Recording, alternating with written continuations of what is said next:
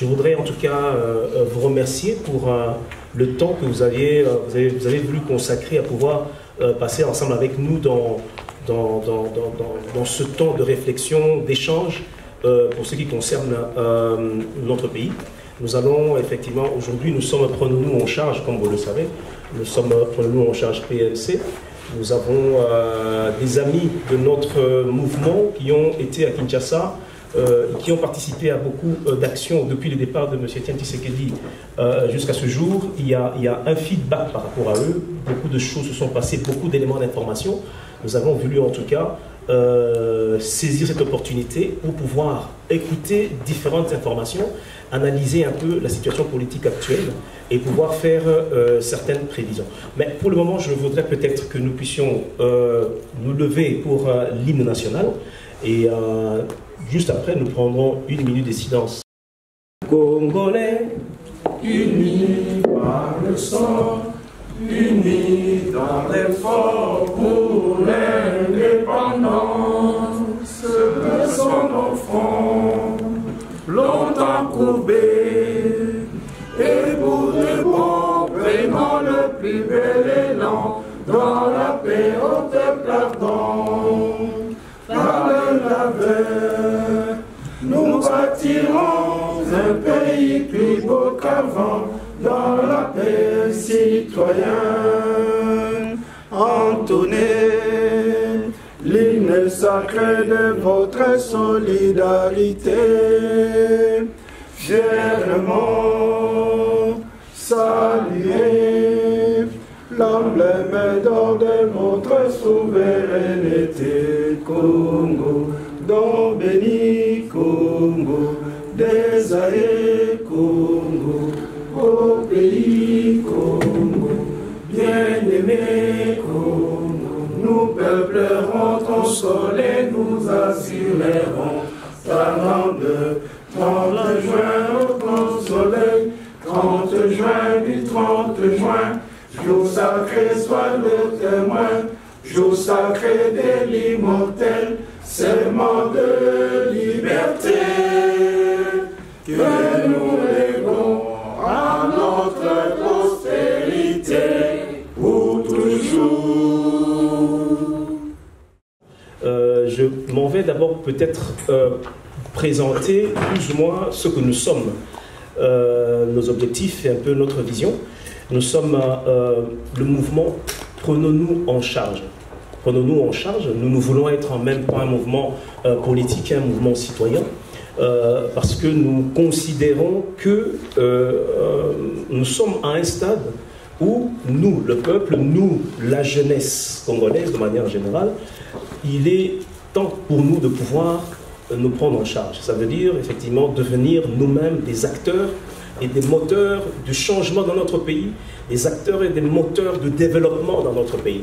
Nous sommes appelés nous-mêmes à mettre la main dans la pâte. Nous avons l'habitude d'avoir toujours nos regards tournés vers nos leaders. Enfin, c'est très bien, des leaders existants, mais il est important pour beaucoup plus d'efficacité aujourd'hui et pour évidemment un avenir meilleur pour notre nation, que nous puissions nous-mêmes nous prendre en charge face à tous les enjeux politiques, socio-économiques de notre pays. C'est ainsi que nous nous sommes dit, voilà, nous sommes le mouvement Prenons-nous en charge. Nous voulons sensibiliser autour de ce thème-là. Nous voulons travailler autour de ce thème-là. Alors, tout récemment, nous avons été au Congo, déjà avec la descente du président Etienne Tshisekedi. Nous avions une délégation qui était descendue à Kinshasa. Et puis, il y a eu quand même, elle a dû participer à différents niveaux. Il y a eu du côté média, il y a eu du côté social avec la population, il y a eu du côté politique. Donc, il y a quand même un retour de beaucoup d'éléments d'information. Au-delà de ça, c'était pour nous aussi une opportunité de pouvoir installer le mouvement Prenons-nous en charge à Kinshasa. Parce que nous considérons que le centre de gravité de notre combat s'est déplacé. Le centre de gravité, ce n'est plus dans la diaspora essentiellement, mais le centre de gravité maintenant c'est sur les terrains au Congo. La diaspora aujourd'hui, c'est clair qu'elle a et doit avoir la mission de pouvoir continuer à faire du lobbying international, de la diplomatie s'il le faut, et de mobiliser mobiliser des moyens financiers pour pouvoir être beaucoup plus efficaces sur les terrains. C'est pour cela que nous avons résolu de pouvoir donner tout ce que nous avions comme potentiel de moyens pour mettre sur pied Prenons-nous en charge au Congo. Et Prenons-nous en charge au Congo, nous nous focalisons particulièrement sur la jeunesse congolaise. Pourquoi la jeunesse congolaise? Parce que la jeunesse congolaise constitue aujourd'hui 80% de la population congolaise. Et ce sont ces jeunes, évidemment, qui sont très actifs dans tous les partis politiques. Mais l'impression qu'on a aussi, c'est que ces jeunes sont exploités aussi. Hein. C'est qu'on a l'impression que c'est des jeunes qui sont exploités au niveau des partis politiques. Alors que dans ces jeunes-là, j'ai personnellement eu l'expérience, c'est que vous trouvez des gens qui sont compétents, vous trouvez des gens qui ont beaucoup de talents, on les vit maintenant tous les jours, mais c'est des gens qui sont finalement limités. Et même lorsque vous discutez avec eux, vous avez l'impression qu'eux-mêmes n'imaginent même pas, ils n'imaginent même pas devenir des acteurs politiques. C'est-à-dire pour eux, dans leur démarche, dans leur vision, dans leurs habitudes, c'est que ce sont des accompagnateurs. Je crois que même pour que des partis politiques deviennent efficaces, pour que nos leaders soient efficaces, il faut une jeunesse efficace au sein de ces partis. Alors, à Kinshasa, je disais que nous sommes focalisés sur la jeunesse congolaise. Nous voulons plutôt travailler dans la dimension communale qui va permettre la proximité avec les jeunes, la proximité avec le peuple et qui permettra que nous puissions pousser les jeunes à pouvoir eux-mêmes devenir des responsables, jouer un rôle dans leur commune, le rôle de création de richesse. Ils peuvent créer de la richesse dans leur commune, ils peuvent créer de l'emploi dans leur commune, ils peuvent défendre leur commune. On leur pose la question de savoir pourquoi tu ne peux pas être bourgmestre de ta commune, pourquoi tu ne fais pas partie du conseil communal de ta commune, de manière à ce que toi, tu sois un acteur, tu participes dans les décisions qui concernent ta commune, tu crées de la richesse dans ta commune, tu développes ta commune. Et c'est vraiment à cette dimension-là que nous essayons de mener notre travail. Et dans nos communes, je redis encore les chiffres, c'est 80% des populations, ce sont des jeunes. Alors, je disais que dans le feedback qu'on a eu avec ces jeunes, on se dit qu'ils sont limités. C'est notre rôle aujourd'hui de leur dire, tiens, mais vous avez du potentiel, vous avez un rôle à jouer, vous êtes capable de changer les choses. Nous sommes là pour vous accompagner, vous aider ensemble. Nous, qui sommes de la diaspora, nous sommes là pour vous accompagner aussi. Et ensemble, nous allons essayer de renouveler la classe politique. Nous allons essayer de donner un nouveau souffle à la classe politique sans pour autant rompre le cordon ombilical avec nos leaders. D'où de qui nous espérons en tout cas recevoir beaucoup d'autres ressources. Alors, celui qui est à ma droite, je vous le présente, c'est notre frère Patrick Kiameso. Lui, il est de Londres. Prenons-nous en charge, c'est une sorte de plateforme. Il y a beaucoup d'organisations au sein de Prenons-nous en charge. Et à travers le monde, il y a des organisations en France, il y a en Belgique, à Londres, aux États-Unis, au Canada, en Afrique du Sud, en Allemagne. Hein. Donc il y a beaucoup d'ailleurs d'autres membres qui sont ici présents, on vous les présentera. Donc ici, Patrick Kiameso fait partie de Prenons-nous en charge Londres. Hein, effectivement, Prenons-nous en charge, c'est des personnes physiques qui font partie des structures, hein, et ce sont ces structures qui font partie finalement de PNC, Prenons-nous en charge PNC. Alors Patrick est l'une des personnes qui était à Kinshasa. Nous l'avons lui spécialement parce qu'en dehors du fait qu'il a été actif dans différents milieux politiques, mais il a aussi contribué dans ce mécanisme-là de la mise sur pied de PNC à Kinshasa. Il fallait qu'on ait avec nous aussi encore deux autres personnes, nous espérons qu'ils seront là avec nous, mais Patrick, déjà Kiameso, va pouvoir un tout petit peu nous partager l'expérience qu'il a eue sur le terrain. La préoccupation que nous avons aujourd'hui, c'est celle de répondre à la question de savoir, aujourd'hui, avec nos jeunes qui sont au Congo, est-ce que ces jeunes-là, par rapport à la psychologie sociale qu'il y a actuellement au Congo et face aux enjeux politiques actuels, face à la situation politique globale du Congo, est-ce que ces jeunes sont psychologiquement prêts à pouvoir entrer en action par rapport à certains délais qui sont prononcés au niveau politique?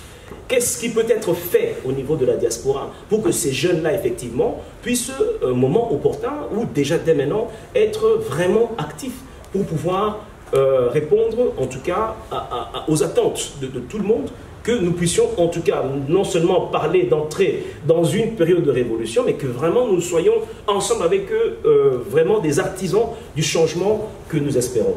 Donc je vais laisser la parole à Patrick qui va essayer de manière libre de nous parler un tout petit peu de son séjour et des faits qui l'ont marqué. Et par la suite, nous aurons dans la liberté des questions à poser dans tous les sens. Et ici, l'idée, c'est de pouvoir enrichir les idées. C'est de réfléchir ensemble à haute voix pour pouvoir dire, voilà la situation qui est sur le terrain, qu'est-ce que nous avons dans la diaspora, qu'est-ce que nous devons faire par rapport aux objectifs qui nous sont assignés, non seulement au niveau de nos partis politiques, mais en tout cas de manière générale dans nos structures. Voilà, merci. Patrick. Merci mon frère Damien, SG, notre secrétaire général, qui fait aussi un grand travail, un grand boulot par rapport à la réalisation de cette œuvre. Encore une fois, merci pour votre présence. Comme mon frère vous a dit, je suis Patrick Yameso, je suis de Londres, je suis dans les réseaux. Et effectivement, j'étais au Congo, c'était juste à la veille du descente de notre président, Etienne Tshisekedi Tshilombo, le 27 juillet, et nous étions déjà au Congo le 25. Et nous avons participé dans toutes les activités, son arrivée, même le discours qu'il a prononcé vers les Camagnola, nous étions là. Et à part ça, on a travaillé sur plusieurs dimensions avec d'autres mouvements politiques sur place, sur le terrain, surtout le Ligue des jeunes, de différents partis politiques. Et on a aussi travaillé avec des représentations de d'autres mouvements qui sont créés ici en Europe, qui sont les représentations sur le Congo, par exemple comme MTC de notre frère Jubeka au Congo. On était vraiment en contact, on a travaillé efficacement pour l'installation de PNC. PNC, la connotation britannique en fait. Voilà. Donc là, c'était bien, avec beaucoup de difficultés, parce qu'actuellement au Congo, pour organiser une petite réunion de 5 à 10 personnes, donc minimum 5 à 10 personnes, vous avez d'abord besoin des autorisations de la police, de la commune et puis de l'ANR. En fait, c'est vraiment compliqué. Ce n'était pas une chose facile d'organiser des réunions, des rencontres au Congo sur place. C'était vraiment difficile. Mais comme il y a déjà l'esprit patriotique à nous, et ce qui est important, ce qui m'a vraiment bluffé, c'est que nos amis sur le terrain, comme mon frère vient de dire, le jeune, quand on parle des jeunes, ce n'est pas les enfants. En fait, c'est nous, quoi, c'est nous. Alors de 18 en 55 ans. Donc, ils ont compris une chose que c'est les moments qui devront maintenant prendre le destin de leur vie et de leur nation. Ils ont compris pourquoi. Parce que, compte tenu des soubresauts, des jeux politiques que, entre guillemets, les anciens leaders sur place au terrain sont en train de jouer de temps en temps. Ils sont avec la population et à un moment donné, ils sont avec le gouvernement. Donc, ils ont compris qu'ils sont en fait ils sont des victimes de toutes ces manipulations. Ils sont des victimes de comment dirais-je, de manque de patriotisme politique des dirigeants ou soit des hommes politiques congolais.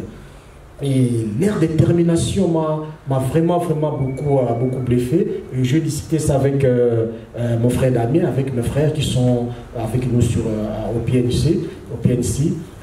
La détermination, ils sont fortement déterminés, ces jeunes-là. Et j'étais pendant le discours du président, quand le président parlait, et leur slogan c'était quoi? Tossi la nanae kaka lelo. Ils étaient même prêts, après le discours, de descendre en ville, aller même jusqu'au siège des institutions, récupérer les sièges des institutions. Mais ils ont compris que ce n'était pas le moment. C'était juste le moment de mobiliser, de parler, de forger nos armes. Donc nos jeunes, nos frères à l'intérieur, ils sont fortement mobilisés, ils sont fortement motivés même. Ce qui leur manque que avoir, comme les Africains disent, ou soit comme on dit dans certains proverbes, mettre du feu dans les poutres. C'est-à-dire, nous sommes du feu. Ils ont besoin de notre énergie. Ils ont besoin de notre motivation. En fait, lorsque je présentais la vision de PNC, même la société civile du Congo qui est dirigée par notre frère Ngoï, Christophe, parce qu'ils étaient parmi les gens qui nous ont soutenus. Ils étaient parmi les gens qui travaillent avec nous en partenariat sur place au terrain. Ils ont dit, mais petit, banda kalawana, buzela nini boya makambo na kati ya mboka. Banda kalawana, qu'est-ce que vous entendez? C'est bien, vous avez fait, en fait, de mon côté, à Koloba, ce qui se passe ici en Europe, c'est-à-dire entre guillemets, le combat, notre combat que nous faisons en Europe, ils ont ignoré. Et ça, quelque chose pour eux. Ce qui nous a dit que notre combat, ici à la diaspora, a beaucoup contribué à l'affaiblissement du régime sur place. Mais Bissomro peut-être mieux m'arrêter. On s'est dit que, écoutez, on se déchire entre nous, on se chamaille entre nous, mais ils sont tout à fait d'accord que non, notre combat a beaucoup contribué. Et comme maintenant ils ont constaté notre manifestation, notre volonté maintenant de travailler sur place au terrain, avec mon frère est reconquis, Bouya sur place, parce qu'on a assez avec les politiciens entre guillemets traditionnels. Parce que leur couleur n'est plus vraiment, comment dirais-je, concret. Tantôt, ils sont avec l'opposition, tantôt, ils sont là. Et nous croyons qu'avec vous, on peut faire de bonnes choses. Donc, pour être un peu bref, on a travaillé, on a implanté notre représentation sur place au terrain et il nous a accueillis aux bras ouverts. Il nous entend, on attendait le travail. Ils ont déjà commencé à travailler. Ils travaillent, ils sont avec le jeune des rassemblements. Les jeunesse des rassemblements, ils travaillent et je crois que si Dieu levé d'ici là, ils auront un meeting avec le bureau du président des rassemblements, le président des rassemblements, son excellence, c'est M. Thierry Domboulova, pour essayer encore une fois d'expliquer leurs actions sur le terrain. Donc il y a beaucoup de choses que je peux dire, peut-être en nous posant des questions, il y aura certaines explications d'une manière approfondie. Alors en conclusion, je vais dire que non, nos jeunes gens sur place sur le terrain, ils sont déterminés. Je crois que vous suivez les vidéos. Ils sont fortement déterminés, ils sont prêts même au sacrifice suprême, c'est ce qu'ils nous disent. Binokuna, vous soutenir Bissot, et surtout ne restez pas seulement là-bas. Si c'est possible, physiquement aussi, descendez sur place parce que votre présence nous active. Votre présence nous fait de sorte que nous soyons une fois encore plus déterminés, plus courageux pour affronter les régimes en place. Donc voilà ce que je voulais dire et puis nous allons continuer par rapport aux questions-réponses. Merci. Merci mon frère. Merci mon frère Patrick. Je voudrais demander à Daniela si elle peut avancer. Daniela, je l'ai vu, voilà. Donc là, c'est Patrick qui vient de présenter plus ou moins son expérience à lui par rapport à tout ça. Nous avons aussi Daniela qui est avec nous et qui a... Non, tu peux venir, tu peux venir devant. Ouais. Daniela qui a été aussi sur le terrain. Donc elle a eu en même temps le privilège de voyager ensemble avec le président Etienne Tshisekedi et de pouvoir être beaucoup de temps dans le QG à Kinshasa. Donc Daniela a dû voir aussi des va-et-vient, des missions diplomatiques. Bon, on ne sait pas trop bien qu'est-ce qui se passait. Là, elle va aussi, avec ses mots, avec son expérience, partager aussi un tout petit peu avec nous ce qu'elle-même a pu constater au niveau de la disposition de la jeunesse. Ça, c'est d'une part. Et d'autre part, aujourd'hui, on a l'impression quand même qu'il y a une contradiction, c'est qu'il y a un dialogue qui se fait à Kinshasa, un faux dialogue. Nous voyons la communauté internationale aussi dans ce dialogue-là, mais en même temps, on voit la même communauté internationale faire des rondes à la 10e rue. On a l'impression qu'il y a quand même une sorte de contradiction qu'on ne comprend pas très bien. Bon, elle a été sur le terrain, elle a dû aussi voir un peu toutes ces choses. Elle pourrait peut-être aussi amener un éclairage par rapport à cette question. Mais sinon, Daniela, vraiment dans la liberté, essaie de nous parler un peu de ton expérience. Et je crois que dans le jeu de questions-réponses, il y aura un peu plus d'éclairage. Voilà, merci. Merci Damien. Bonjour tout le monde. Bonjour. Voilà, donc je vais essayer de relater un peu en bref ce que j'ai pu vivre là-bas à Kinshasa, vu que j'étais de la délégation du président. Voilà, donc nous avons quitté de Bruxelles jusqu'à Kinshasa, et où vraiment nous avons été vraiment étonnés et surpris de l'accueil qui nous avait été réservé, enfin au président surtout. Alors vraiment, c'était très émouvant et c'est à vivre ça comme ça en live, c'est assez impressionnant. Voilà. Mais ce que j'ai pu quand même, ce qui m'a marqué au fait dans tout ça, c'était pendant le trajet donc qu'on a effectué de l'aéroport de Njili jusqu'à la résidence du président. Vu que nous avancions à pas de tortue, donc c'était vraiment lent, il fallait suivre le rythme des combattants, donc du peuple qui était là. On avait le temps d'entendre un peu ce que la population disait. Donc on était là, on entendait ce qu'ils disaient, on pouvait percevoir vraiment ce qu'ils attendaient vraiment du président, quoi. Donc ils étaient là vraiment, on voyait dans leur visage une lueur d'espoir déjà, de voir que le président était de retour. Et on entendait des mamans qui disaient vraiment Nzambe asali, azongi libiso, vraiment, tondima kite.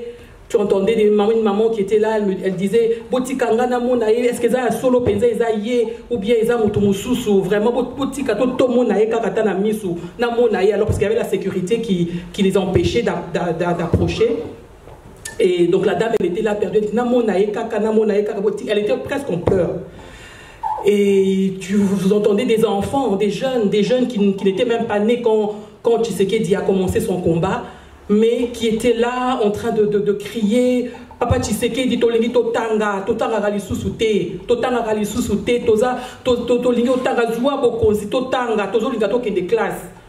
Donc c'était vraiment très très très émotionnel. Vraiment, j'avais les larmes aux yeux, je regardais ça comme ça et je disais Seigneur, fais quelque chose pour ce peuple. Fais quelque chose pour que ce peuple vraiment reconnaisse que tu es Dieu. Agis, parce qu'ils sont là dans le désespoir. Et là, ils ont tout d'un coup, c'est comme s'ils reprenaient espoir en voyant leur leader qui était là, qui était parti pour mort, qui était parti pour ne plus revenir. Mais il était là, il était retour, et les gens étaient vraiment dans une joie indescriptible. Et vraiment, on voyait qu'ils avaient vraiment beaucoup d'espoir, ils attendaient beaucoup de ce qui va se passer. Voilà. Alors, pendant le séjour à Kinshasa, pendant notre séjour, j'ai eu à rencontrer certains jeunes donc, dans différents milieux.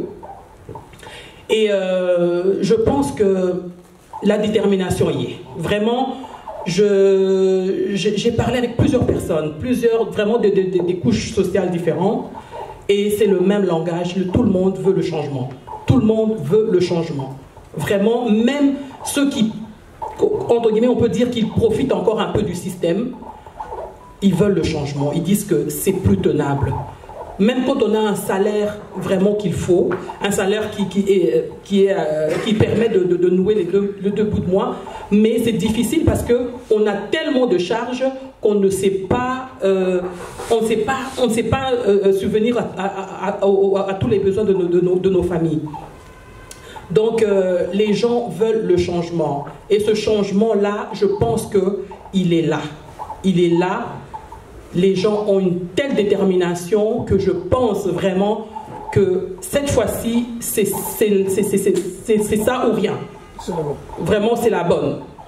Tous les ingrédients sont réunis pour que nous puissions nous libérer. Vraiment. Ça, j'ai pu percevoir ça chez plusieurs personnes, en tout cas à Kinshasa. Alors, concernant le ballet diplomatique, comme disait Damien, bon, j'ai pu vivre ça, j'ai pu voir les différents diplomates, les différentes personnalités qui venaient rendre visite au président. Bon, comme le mot le dit, la diplomatie, ce sont des diplomates. Hein, ce sont des gens qui font de la diplomatie. Donc, ils viennent, ils ont leur position, ils viennent, ils vous écoutent et ils donnent aussi leur point de vue quand il faut. Alors, concernant le groupe de soutien, comme certains se posent des questions en se disant que voilà, pourquoi le groupe de soutien est dans le dialogue. Donc, quelque part, ils soutiennent le dialogue. Donc, ils soutiennent ceux qui sont là-bas. Moi, j'aimerais tout simplement dire que ce sont des diplomates, comme je viens de le dire. Ce sont des gens qui font de la politique. Ils ne peuvent pas... ils sont... comment dire... ils sont dans une situation où le pouvoir est là, est en place, et ils doivent aller avec eux, donc ils doivent aller avec eux donc jusqu'au bout et voir comment est-ce que les choses vont se dérouler. Ils ont leur position qui, on le sait, mais ils ne peuvent pas agir comme ça sous émotion ou parce que bon, il y a certaines réalités. Ils attendent le moment venu où ils sauront ce qu'ils devront faire par rapport à la situation que nous traversons actuellement. Donc, ne pensons pas que, parce que nous les voyons là-bas, que spécialement ils soutiennent ou ils encouragent ce qui se passe là-bas. Ils font de la diplomatie et ils savent à quel moment ils réagiront ou ils prendront une position claire. Voilà. Donc, c'est tout ce que je peux dire à ce niveau-là. Alors, concernant, je voulais vraiment aussi marteler sur l'aspect financier. Parce que nous voulons nous libérer, c'est vrai, mais sans argent, c'est difficile. Sans argent, il ne faut pas rêver, hein, ça serait difficile. Parce qu'il y a une réalité sur place qui fait que sans l'argent, sans les finances, on risque de ne pas atteindre l'objectif poursuivi. Alors, c'est pour cela que moi, je m'adresse vraiment à la diaspora, parce que nous sommes ici, nous sommes loin, nous vivons les choses de loin. Hein, pour ceux qui ne peuvent pas être sur place, en tout cas, nous sommes de loin. Et nous suivons ça de loin et nous voulons vraiment que les choses changent. Mais il ne suffit pas d'être devant son ordinateur, d'écrire ou faire des vidéos, que oui, on veut le changement, de crier que oui, le changement, oui, le changement, tout le monde le veut. Mais ce n'est pas en restant là et en criant que le changement se fera. Alors, il faudrait que nous nous bougeons aussi. Il faudrait que nous faisons ce que nous devons faire pour aider ceux qui sont là, sur place, à réaliser ce que nous voulons tous, cette révolution. Et cette révolution-là, elle demande les moyens financiers. Nous devons nous organiser financièrement dans les mouvements, dans tous les différents mouvements que nous avons. Ici, je crois qu'il y en a beaucoup, il y a beaucoup de mouvements donc dans la diaspora. Il faudrait se mobiliser financièrement. Hein, parce que c'est bien beau des beaux discours et tout ça, mais sans l'argent, on ne peut rien faire. Donc c'est ça vraiment, j'aimerais marteler dessus, qu'il faut que nous nous mobilisons financièrement. Il y a sur place des gens qui s'organisent, il y a sur place des mouvements qui s'organisent et qui le font discrètement. Ils ne font pas trop de bruit parce que ça ne sert à rien. Il faut que les choses... on attend le concret. On n'a pas besoin des gens qui font du bruit et puis à la fin, il n'y a rien de concret. Alors, il y a des gens qui sont sur place, sur le terrain, que nous connaissons, qui sont actifs, qui sont efficaces et qui veulent et qui ont besoin de bouger sur place et des finances que nous pouvons leur apporter pour qu'ils puissent être efficaces sur le terrain. Vraiment, c'est ça que je vous demande vraiment, de réfléchir dessus, de voir comment à votre niveau vous pouvez agir, vous pouvez être en tout cas utile dans ce combat pour que l'objectif que nous poursuivons puisse vraiment se réaliser comme nous l'attendons tous. Voilà, en bref, ce que je voulais un peu vous dire. S'il y a des questions, éventuellement, je pourrai répondre dans la mesure du possible. Merci. Merci Daniela. Nous allons directement entrer dans le jeu de questions-réponses. Soyez vraiment libres, que ce soit des questions en rapport avec notre fonctionnement ou des questions en rapport avec ce qui s'est passé sur les terrains. Soyez vraiment libres.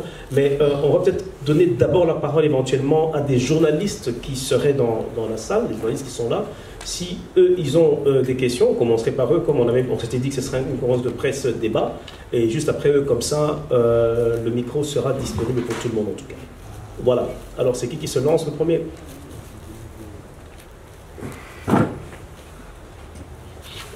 Moi, j'aurais bien voulu d'abord poser à Daniel la question de trajet d'ici à Kiel, dans l'avion. Comment était l'ambiance? Bon, l'ambiance était normale, hein. L'ambiance était conviviale, il n'y avait rien de spécial. Nous sommes partis, on était 9 dans l'avion, enfin 9 avec le président et la maman, Marthe, et voilà, donc l'ambiance était normale, on était là. Bon, vous savez, dans un jet privé, on est un peu comme chez soi, donc on n'est pas confiné, ou on est un peu plus à l'aise quand même que dans un régulier. Donc on a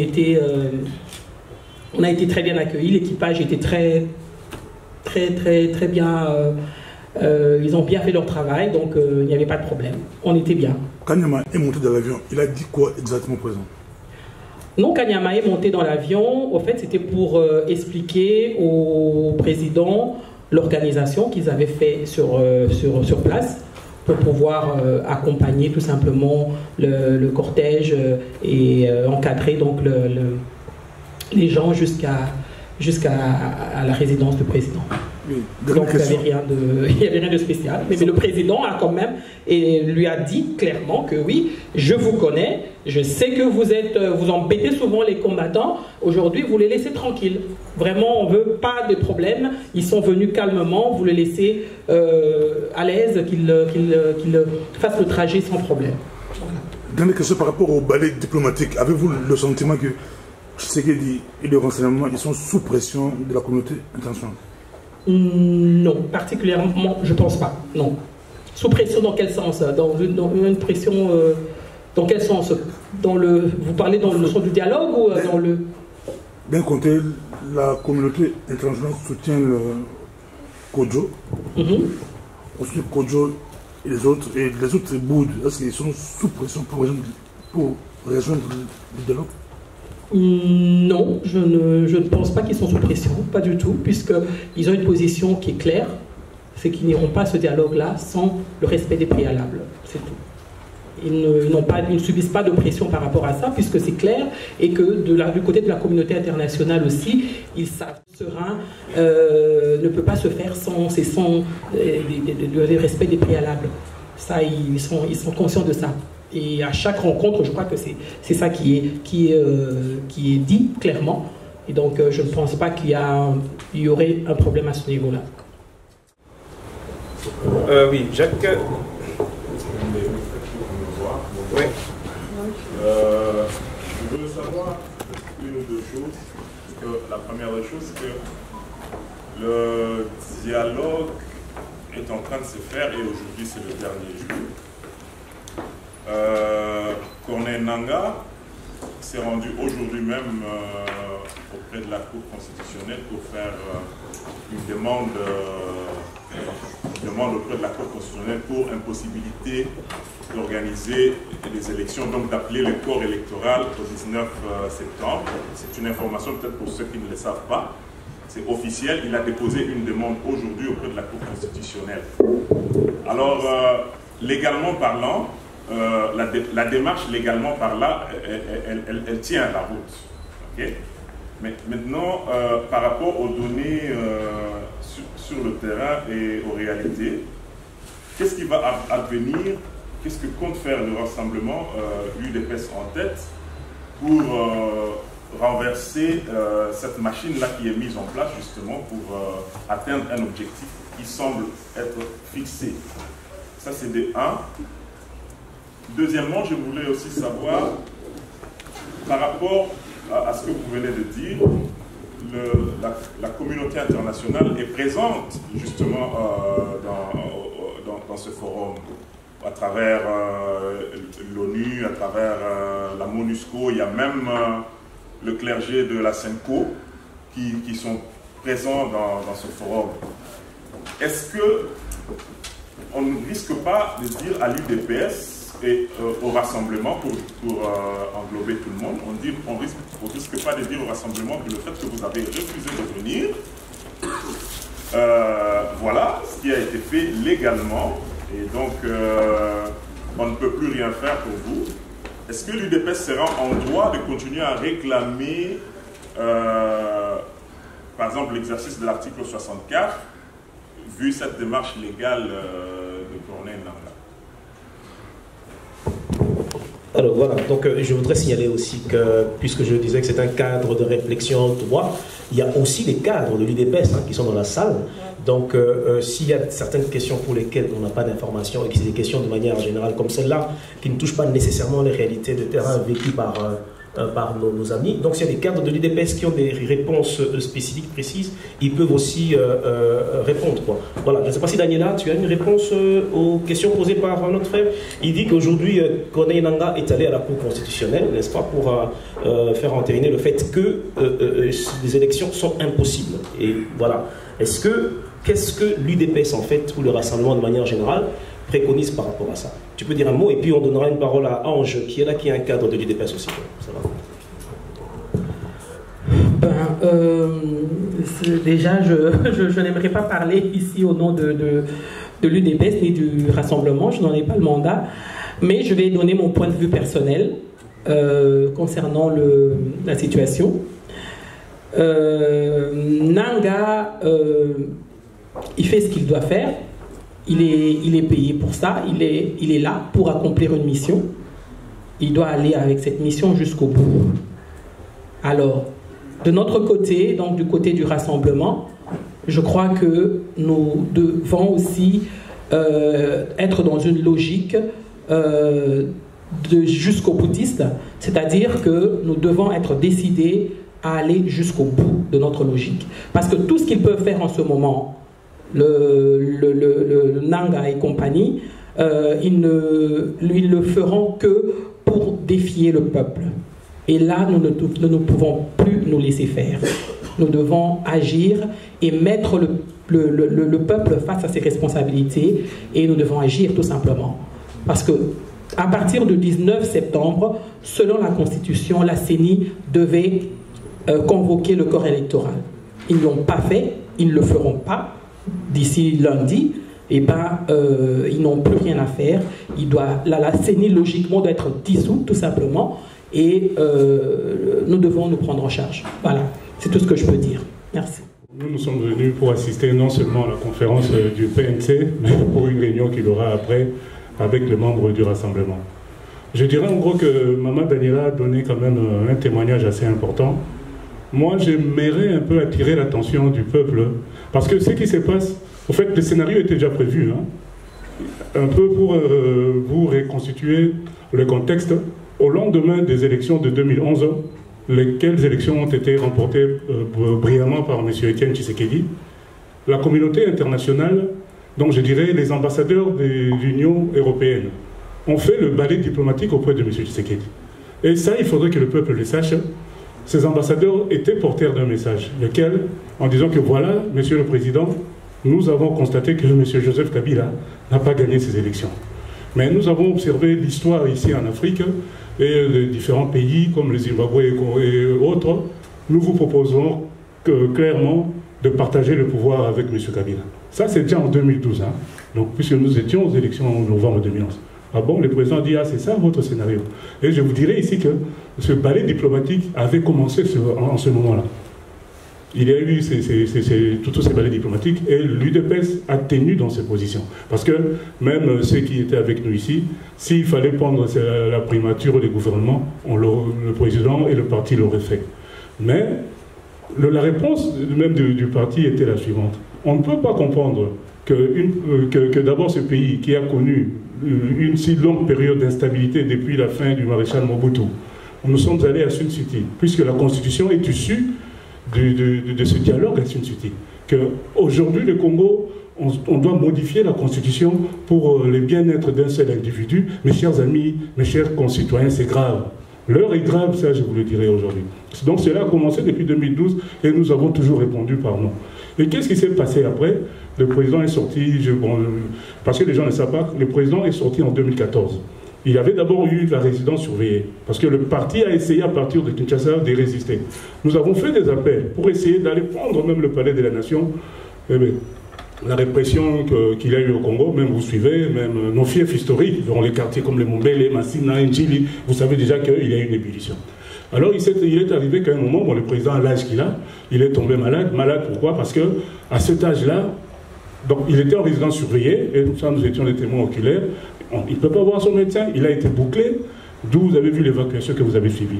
Quand il est arrivé ici, il est resté en convalescence. Et pour aller vite, il est resté en convalescence ici, et il y a eu toujours ce balai diplomatique.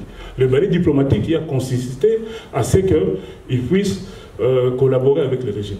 Bon, qu'est-ce qui s'est passé? Lorsque nous avons sorti notre feuille de route en février 2015, nous l'avons adressée à l'ONU.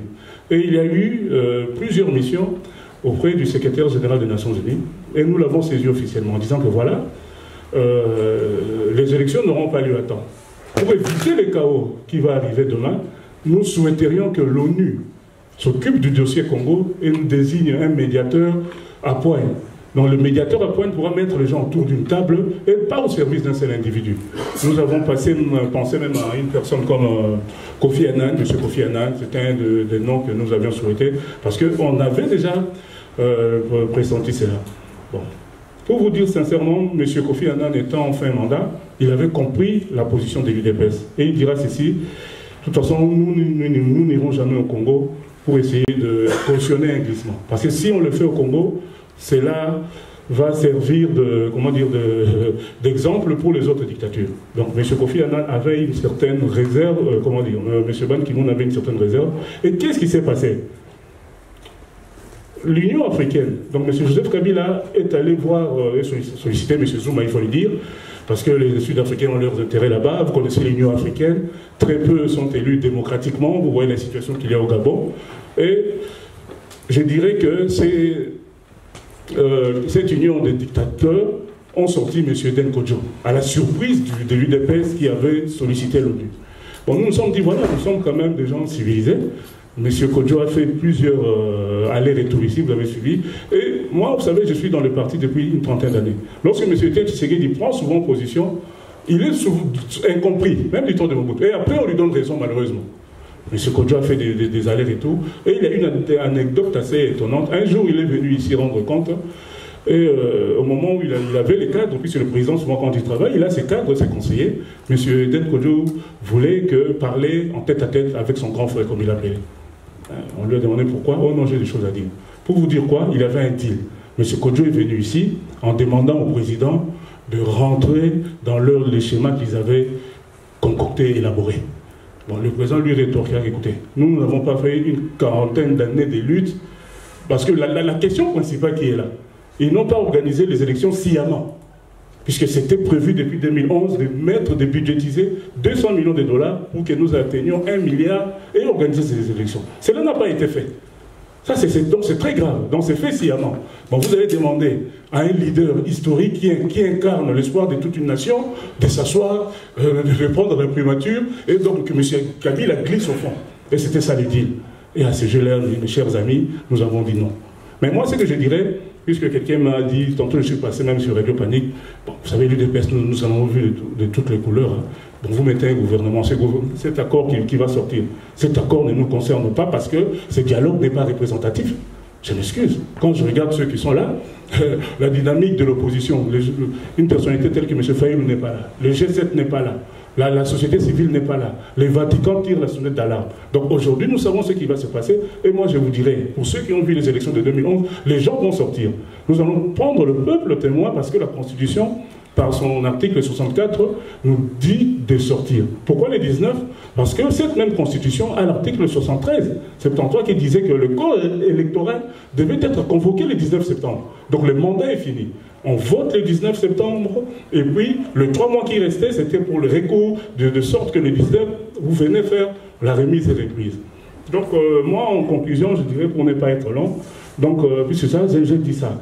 Vous savez, hein, un leader comme M. Tshisekedi, je pense qu'il a déjà réussi sa carrière. L'histoire retiendra donc ses enfants, ses petits-enfants, comme aujourd'hui les Lumumba. Donc il a marqué déjà son histoire. Donc nous sommes allés à Genval. On a essayé de montrer à la face du monde que voilà, l'opposition congolaise pouvait se réunir et se parler. Vous avez remarqué qu'il y avait des absents. Ces absents-là, aujourd'hui, nous savons pourquoi ils ne voulaient pas venir répondre à l'invitation. Mais moi, je vous dirais, quel que soit l'accord, puisque nous, à partir du 19 septembre, nous considérons M. Kabila comme un hors-la-loi. Et tous ceux qui collaboreront avec lui seront traités comme tels.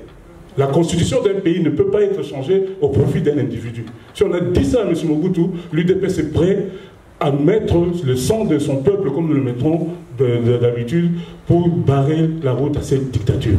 Tel est le message et la réponse à la question qui a été posée. J'ai voulu être long pour faire le rappel historique. S'il s'agissait de ministères et tout ça, ça allait être fait depuis 2012. Mais le combat n'est plus à ce niveau-là.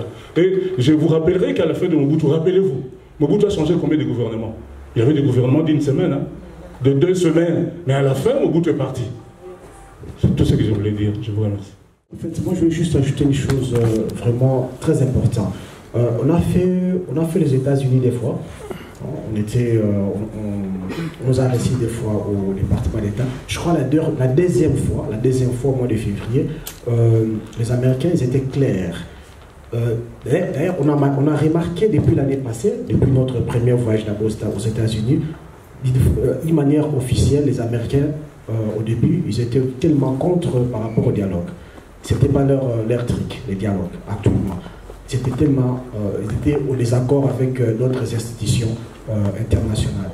Et même au mois de février, les gens nous ont accueillis, ils étaient vraiment pessimistes parce qu'eux, ils savaient ça, comme mon frère de DPS vient de le dire. Ils savaient que le dialogue était juste un instrument pour favoriser les glissements de M. Kabila. Ils étaient clairs. Là, c'était des diplomates américains qui le disaient, en face comme ça. Et ils étaient tellement contre le dialogue. Et moi, je crois qu'actuellement, ce qui compte, c'est la volonté, n'est-ce pas, de notre peuple.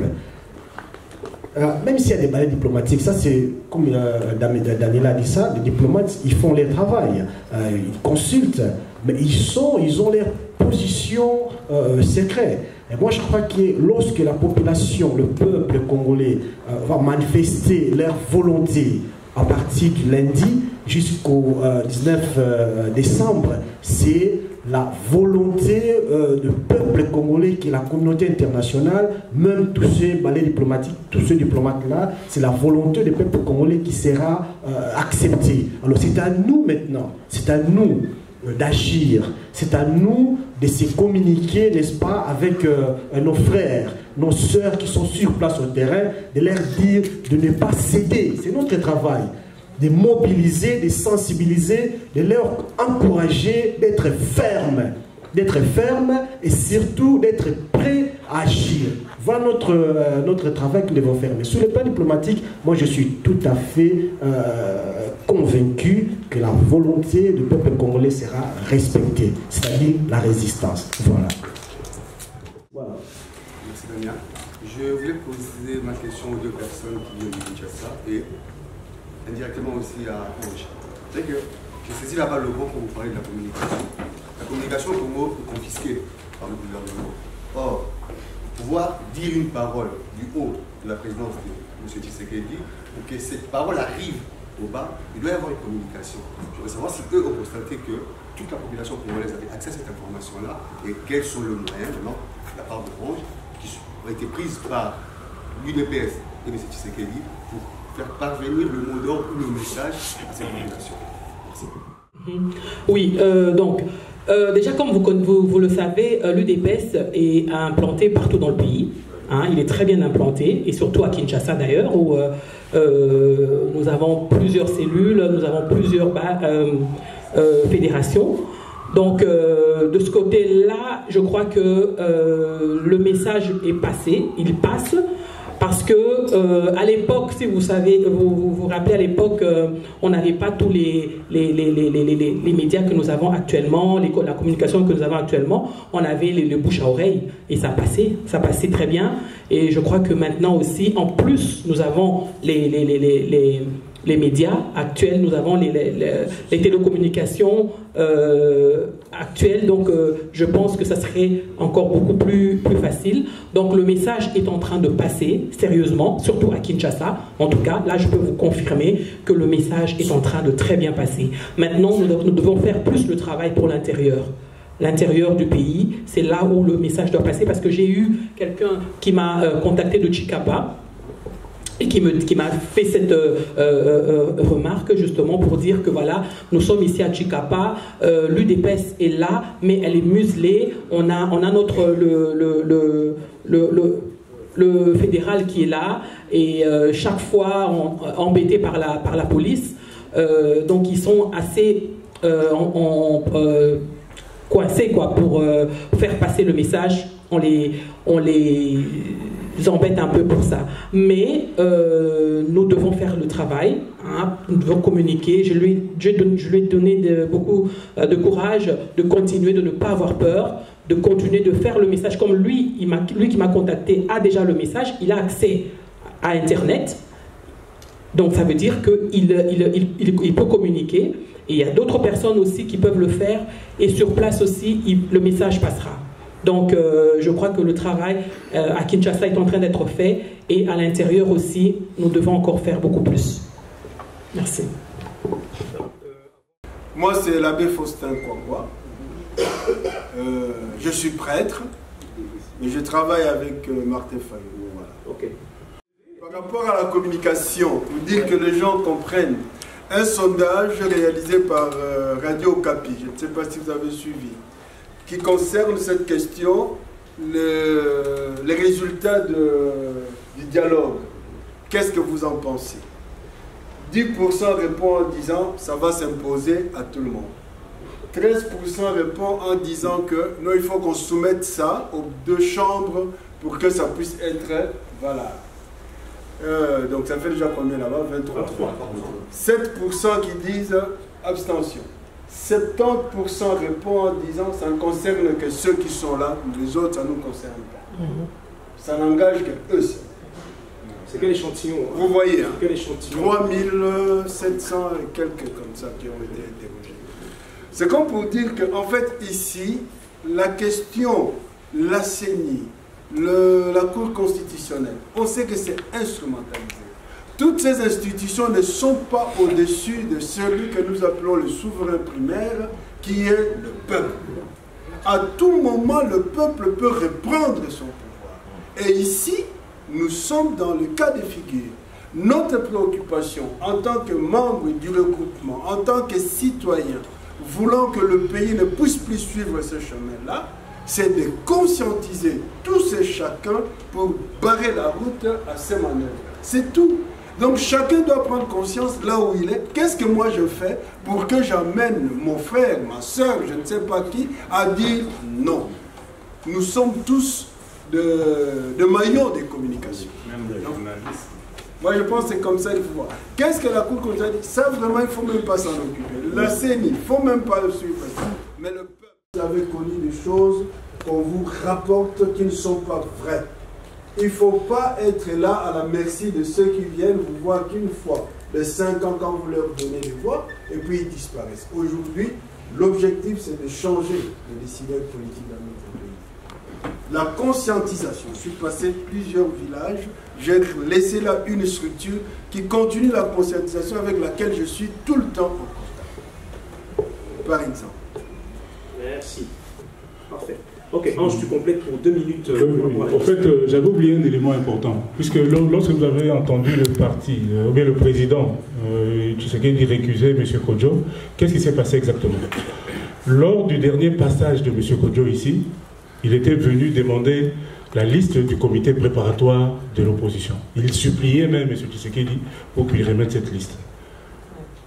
Il y avait un arrangement. On a dit à M. Kodjo, non, ne soyez pas encore pressé.